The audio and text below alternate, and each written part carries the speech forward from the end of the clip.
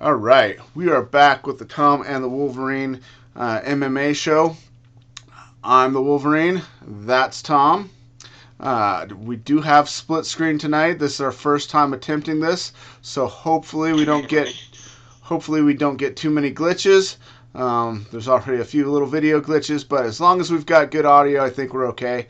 But at least you can see Tom better than you can with the floating head version on my tablet behind me from the last few shows. All right, so luckily Tom's back with us tonight. Our schedule's lined up, but we really wanted to do a UFC 316 preview show, so we're going to go through the main card of UFC 316. We're not going to hit any of the prelim fights, but we are going to give some of our predictions for the main card.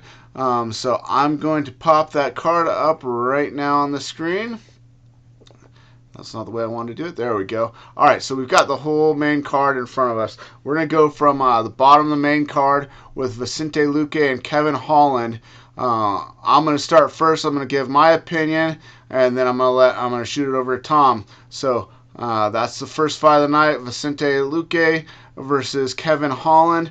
My prediction on that one is going to be, I think Kevin Holland's going to pull this one off.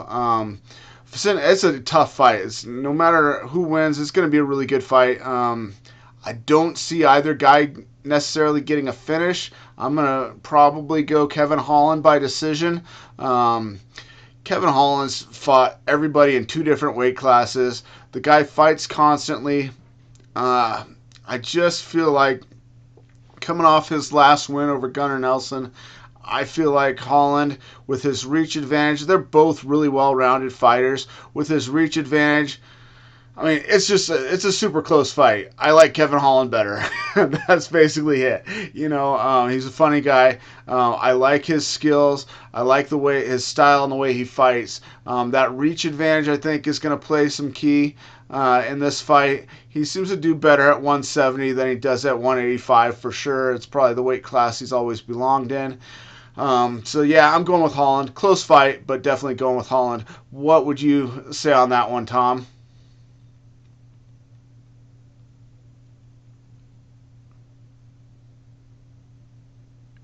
I can't remember the last time I saw Vicente Luque fight, but Holland is on his way out, and a couple more fights, and he'll start thinking about switching organizations. That's my prediction. I think he probably loses a decision, and this decision. That's my prediction. Yeah, my only thing, I think they're both about the same distance into their career. Vicente Luque, his last fight he did, I believe he finished the guy with a Darce choke, young up-and-coming fighter that they thought was going to be able to beat him after he had just been knocked out or ground and pounded by Joaquin Buckley, and I believe finished. But he did really good that last fight, and like I said, so did Holland his last fight. So, yeah, it's a close fight. It could go either way. I'm just leaning a little bit towards Holland, but, I wouldn't be totally shocked if Luque pulled it off. And I do think Holland's probably got a little while left in his career, just because he's such an entertaining fighter and always willing to step up and fight. I think he's going to be around for another few years at least. I don't think he's going to be fighting for a title or anything like that. And Vicente Luque, he's been up there and then he's fallen back down the rankings too. I don't think either guy is really necessarily going to be contending for a belt, but I mean, they're both good, tough fighters. I think it's going to be an exciting fight. I mean, heck, that could end up being fight of the night. You never know. It's tough with Sean O'Malley versus Merab as the main event. I mean, what's going to get fight of the night, I don't know. We'll see. But I definitely think that's going to be an entertaining fight. Only thing, this is one of those fights that I wish Kevin Holland would only fight in the Apex, just because you can hear him talking better. Because he talks during the fight. I remember seeing a comic book years ago with Deadpool or Spider-Man. They were in a fight with somebody and they talked nonstop. And another character said, I don't know if you've been in a lot of fights, but there's usually not this much talking. And that's what it always reminds me of when Kevin Holland fights. All right, so I'm going Holland. I didn't Tom, see that. I didn't see Tom that. is I'm so sorry. going. You're breaking up a little bit. I can still hear you, but Yeah. All right, Tom's going with Vicente okay. Luque on that one. We're gonna move on to the next fight. We got the new guy, Patchy Mix, coming in against Mario Batista. My opinion, after watching the highlights of Patchy Mix, looking through his record, watching his fight with Sergio Pettis, man, guy's only ever lost once. It's not like with the last champion we saw come over from Bellator. When we saw Pitbull come over and fight Yair Rodriguez a couple fight cards ago, that was a different fight because Pitbull's up there in his age while Patchy Mix is still in his prime. I believe he was the last champ in Bellator in that weight class. He's fought some really, really tough guys, and he's beaten all but one of them. So I'm going with Patchy Mix in this one. I think it's going to be a good fight. I don't know if he gets Batista out of there. He's obviously a tough fighter too, but I'm definitely leaning towards Patchy Mix. But like I said, another really good fight. I mean, this is another fight of the night contender. This could be really exciting. Mix does have a lot of finishes too. I mean, he's got a few decisions, but he's got a lot of finishes. So I mean, that should be one to watch for sure. I mean, this is a great card. This is a really great card. What do you think on that one, Tom? After watching some highlights of Patchy Mix. I can't say I know enough about either fighter on that one to make a real good prediction of. But I'll just say Patchy Mix then on that one. But yeah, that's my guess. I think that's a safe guess. Yeah, like I said, Batista, tough guy. A lot of people didn't think he should have won that decision against Jose Aldo. Of course, we know now Jose Aldo's retired. One fight later. So I don't know. Should be a good one though. Let's go ahead and I'm going to pop up the card and we're going to look at the next fight, which is Kelvin Gastelum versus Joe Pyfer. Now this one, I've been thinking about this fight all week and trying to decide who I was going to pick. This was a really tough one for me to decide on. I mean, I thought about it. Last week I picked Bruno Lopez to beat the guy from Denver. Man, I'm drawing a blank all of a sudden. Kickboxer from Denver. Let me look at my notes from the other show. But I mean, Dustin Jacoby. I didn't even have to get it pulled up on my phone. But Dustin Jacoby, I picked Bruno Lopez to beat him because he was like 16-1, and I said, he's been around for a long time. Dustin Jacoby has, and I said I think that the young up and coming fighter is going to win.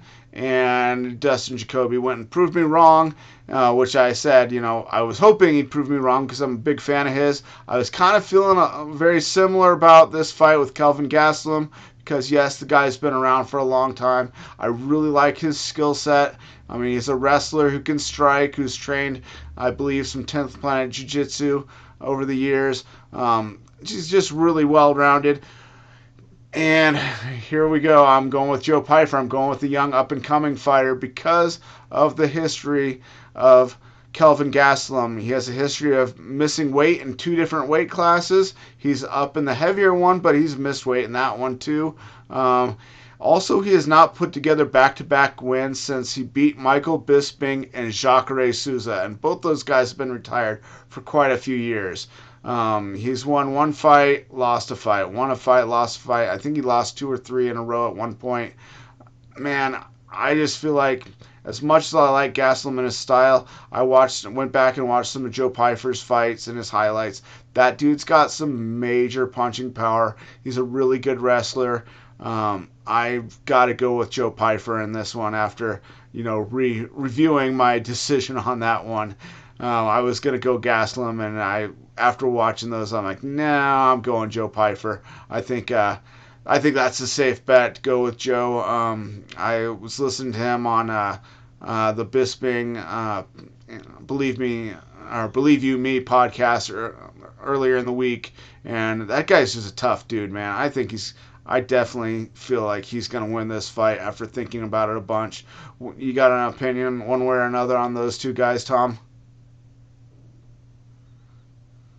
Oh, okay. I'm sorry, because you know what? Since we did this split screen, I only catch about 60% of your words. I didn't want to start over or anything, but I'm getting most of what you're saying, but apologize. What do you... But yeah, with that... I don't know much about Joe. I've seen many of Kelvin Gastelum. Of course, he just about beat Israel Adesanya, but that was about, probably for all I know, 5 or 6 years ago, and if not, and maybe less, but Wade's going to be way past his prime, I think. He's not going to be looking so good. How long has Joe Pyfer been in the UFC? Let me look here really quick. Let me go back to... All right, let me scroll through here. Let's see, Mr. Joe Pyfer. He came from the Contender Series. He fought once on the Contender Series, lost, and came back. I don't know if it was the next season. I'm pulling up his record right now, so we'll be able to see. All right, so Joe Pyfer. He is 13-3. Now, I will say this about Joe Pyfer. Kelvin Gastelum, Joe Pyfer has not beaten as big of a name as Kelvin Gastelum is. He did beat Marc-Andre Barriault from Canada by a knockout in the first round, his last fight. I mean, that's huge. That's a pretty big win. That guy, he was the one that just knocked out a guy with an elbow from the clinch in his last fight in Canada. He did lose a 5-round decision in a main event to Jack Hermanson. Jack Hermanson's really tough. He's been in there with everybody too. He's beaten Gerald Mearshart. I don't know this other gentleman, Abdul Razaz Al Hassan. You know what? I think I have enough to... I think if I were to make a prediction, it's funny. I have a feeling that this one's going to be a little bit slower, and I can't tell who's going to win that one, but it's probably going to be a decision fight that's going to be a little bit boring. Agree. So that's my prediction on that. Yeah. I agree that Kevin Holland, Vicente Luque could be fight of the night. Those two could really end up going for it. And because I really do think Holland's getting towards the end of his career. Still a very talented fighter. I don't think he's going to do too many more fights, but he's going to start wanting some more money, or who knows. But yeah, I'm not sure but the fight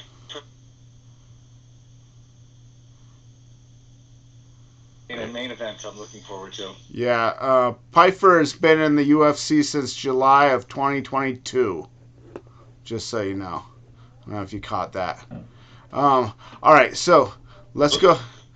So I'm going Joe Pyfer, and you're not sure on that one. Let's see. The next fight on the card is our co-main event, Juliana Pena versus Kayla Harrison. Tom, I know you got an opinion on this one for sure, so I'm going to throw this one over to you if you want to give your prediction first on Juliana Pena versus Kayla Harrison. What do you think? Yeah, first I thought it was going to be Juliana Pena, but then I wasn't as impressed with... I guess I'll predict Juliana Pena, but the other girl, Kayla Harris. Yeah. I forgot that she submitted Holly Holm in the UFC. I think that was her only fight in the UFC. She's fought twice. She fought that Ketlin Vieira also. Okay, so she has 2 wins in the UFC. Yeah, I have a feeling that's going to be a close fight. But the funny thing about that is Juliana Pena always muster respect from the audience, where she's always saying, I don't get the respect I deserve. I don't think she does either. I think she has a point, but I don't think that should be her whole premise. And she always sounds so mistreatable, annoying. But she had a point, though, when she said they have a baddest mother effer. Why can't they have a baddest real mother fighter? And that would be her. And she's probably right, because I know Amanda Nunes adopted. I think it is watching her sister's kids or something, and she hasn't had kids of her own. So Juliana Pena talks about how the only that's actually given birth to kids come back and fought and won belts like I have. So I definitely give her, if she wants one. She wishes they would make one, but they don't. So, but the winner between Harrison and Pena is going to be, they hate each other. It's going to go back and forth. It's going to be super close. And if I had to pick somebody, maybe Pena would be so close. If I have to pick somebody, I'd pick Pena, but it'll be close. And a decision. I'm going to go the opposite way on this one. I think Juliana Pena is super tough. She's well-rounded. I think one thing that does serve her a little bit is that they're fighting in a regular size octagon and not the Apex octagon where it's smaller. So, I mean, probably be a little bit tougher to get a hold of her.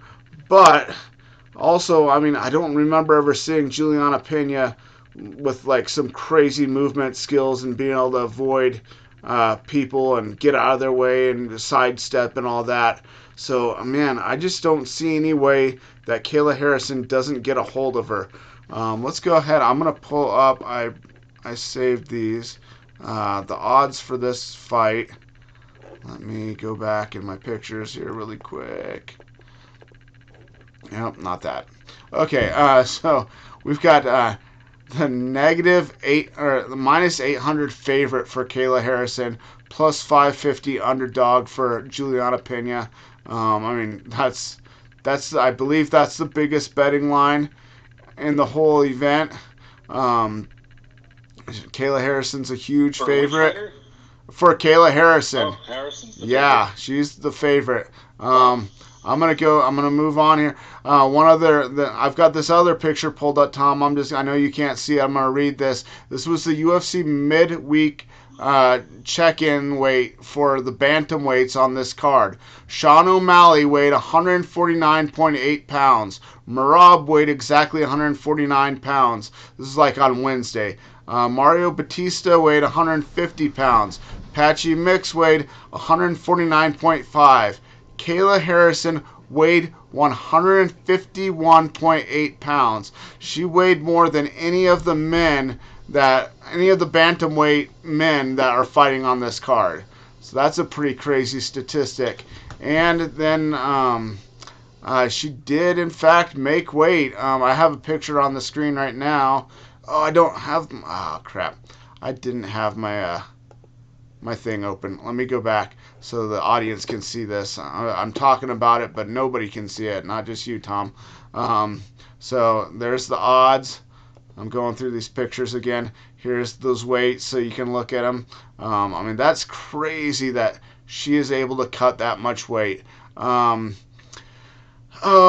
we have the quote here. 135. Yeah, we have the quote of Juliana Pena saying, "You're gonna lay on top of me and cook the clock for 25 minutes. That's your only chance to beat me," Juliana Pena said. And then Kayla Harrison said back to her, "You're 11-5. You've lost more fights than I've lost rounds in MMA," which is 100% true.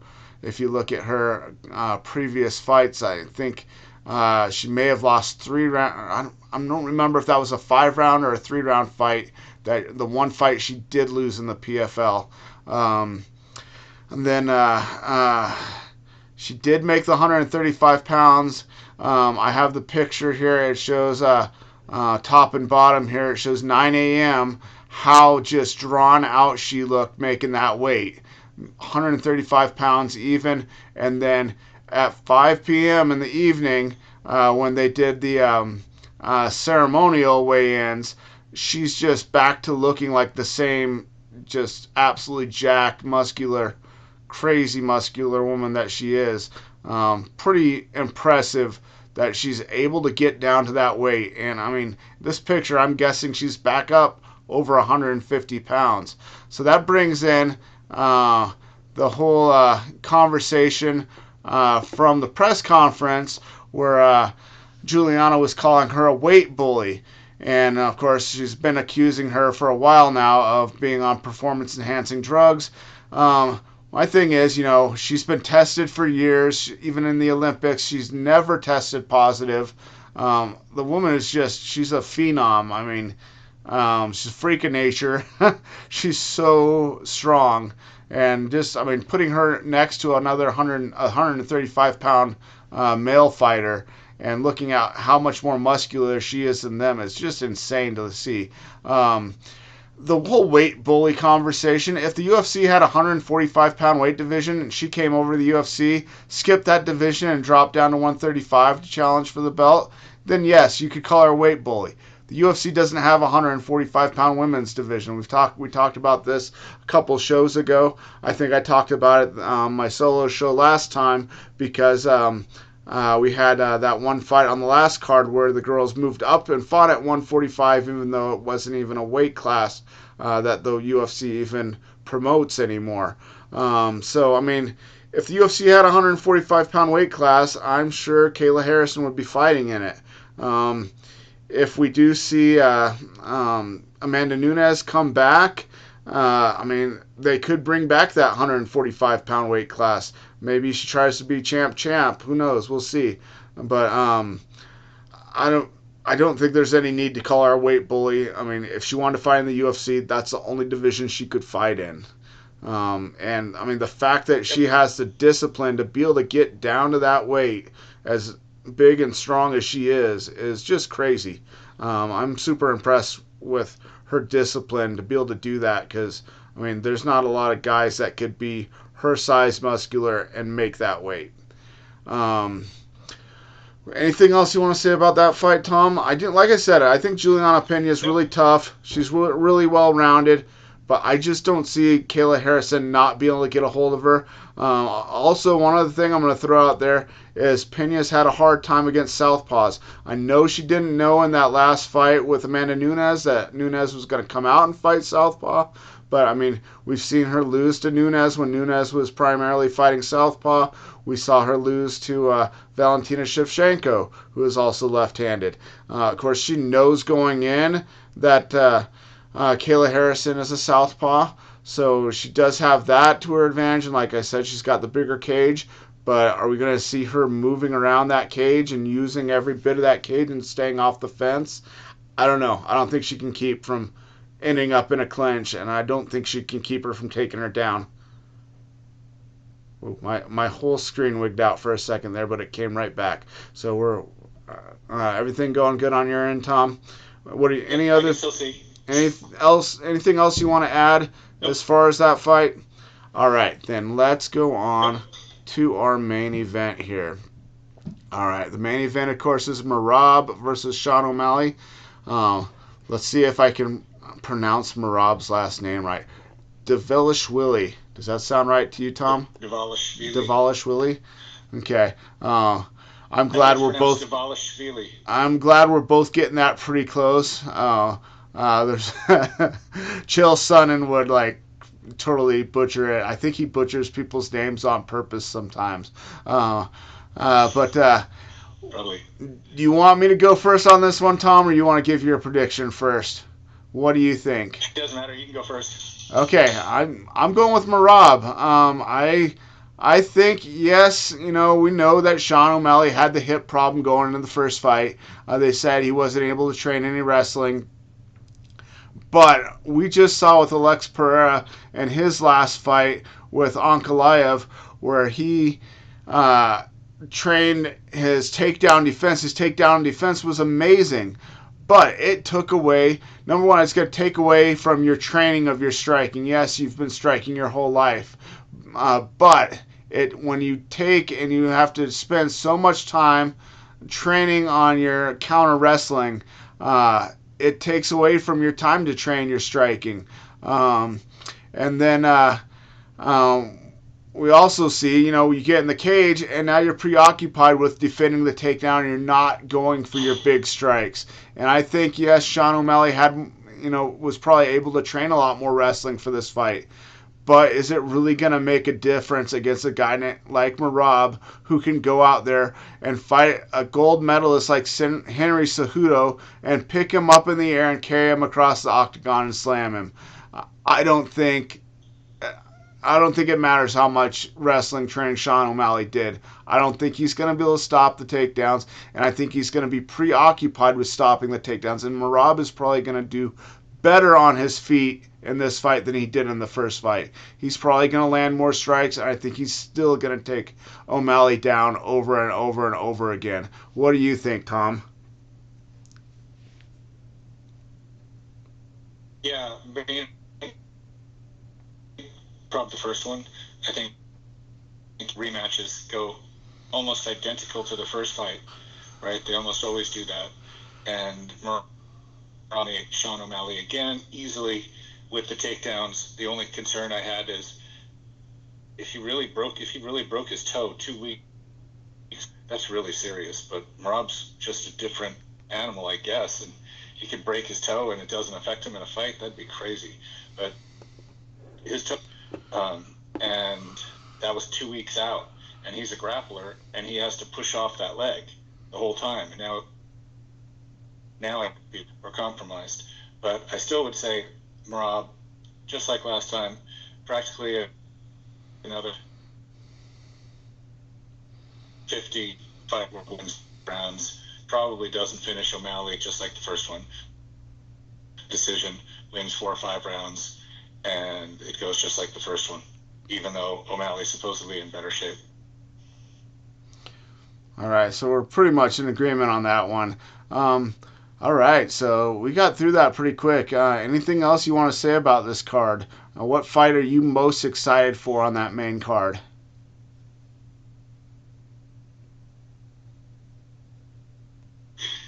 I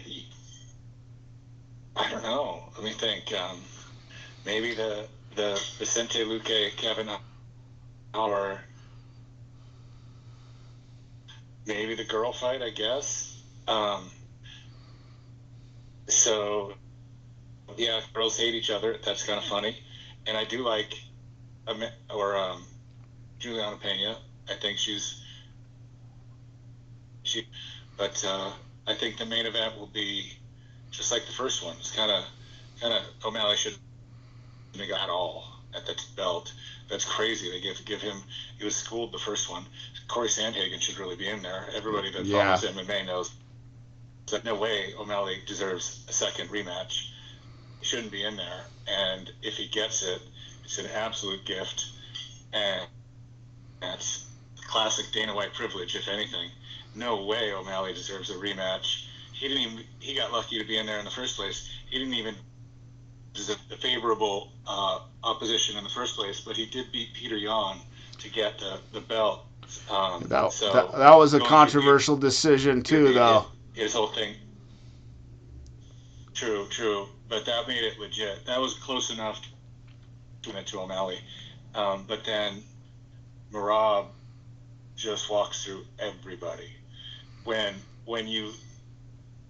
O'Malley talks about Merab, you can tell he has no answers. He has no real words that can even describe a win. I'm going to catch him. I'm going to sharpshoot him. I don't think so. Merab's too good for him. But, yep, that's what I think. And maybe I'm most excited to the girl. Did you happen to see the video of Merab with his sparring partner who was emulating Sean O'Malley's fighting style really well? It's been going around on YouTube and everywhere. So they had this kid. I don't even know who the sparring partner of his was, but he had Sean O'Malley's style down, and then on a different podcast, they showed O'Malley and his coach, this guy sparring with Merab, and O'Malley was like even impressed how closely this guy was mimicking his style. And he's like, well, that's not fair. Where do you find this guy? But yeah, he got crazy hair too. It was pretty funny that his reaction to watching Rob sparring with that guy who was pretty much fighting just like him. I think it's going to be good. I'm looking forward to this card. This is probably one of the better cards, pay-per-view cards we've seen in a while. I can't imagine any of these fights being boring. There's been some cards before where, like, on paper, this is just an amazing card, and then all the fights end up being crazy boring. But I don't think this one's going to be that way. All right, so that's going to be our show for tonight. We'll come back beginning of the week, Monday, maybe, who knows, maybe we'll even do Sunday evening, and we'll talk about the results of the fights. We'll see how far our predictions were off, if we got them all right. Of course, me and Tom disagreed on a couple of them, so I'm really looking forward to this one. I'm looking forward to Monday's show where we go through and we recap these fights. Who knows, if there's a really cool fight on the prelims, we'll talk about that too. Sometimes, like we saw on last week's fight night, the first fight of the night on the prelims, the girl fight, was the fight of the night. So, we could really be surprised and some unknown fighters could come out and put on a real show. But that's going to do it for us for tonight. So anything else, Tom? Nope, that's it. All right. I think our video worked pretty good on the split screen. I might try to get us a hardwired connection on my end next time to see if we can get it even better. But I think it's watchable. And guys, if you like our videos, give it a like. Subscribe to Rumble. Like I said, I'm popping these videos up on YouTube a couple days after the fact. I've got a lot of subscribers on YouTube, but I don't seem to get as many views. So I really want to, like I said, promote Rumble. If you guys want to leave a comment, and like I said last show, the paintings behind me are by my wife. If you're interested in purchasing any of them, I'm going to switch paintings out maybe next week. I just really like these two. I feel like I'm doing the show from in front of a lake, and the moon's out behind me. But I'll put up some different paintings next week. If anybody's ever interested in purchasing any of them, send me a message or make a comment. Leave comments about what you liked about the show, anything you'd like to see us talk about that we're not talking about. And we will start talking about some other events that aren't UFC. I believe next weekend we've got the Dirty Boxing fights coming up. So I'm going to look at that card. We'll talk about it a little bit. I really like the rule format that Mike Perry came up with for that. I don't want to get any more into that tonight, but we'll talk about that next week too. And any other fights that are coming up that you'd like us to talk about. I know my old sparring partner Angelo is fighting tonight on boxing card. I hope he did well. I haven't heard anything yet. I'm gonna get off this and check on Facebook. But hopefully Angelo did good. He's a little killer. So that's it for tonight. So we'll catch you next week. Bye, guys. Okay, thank you. Bye.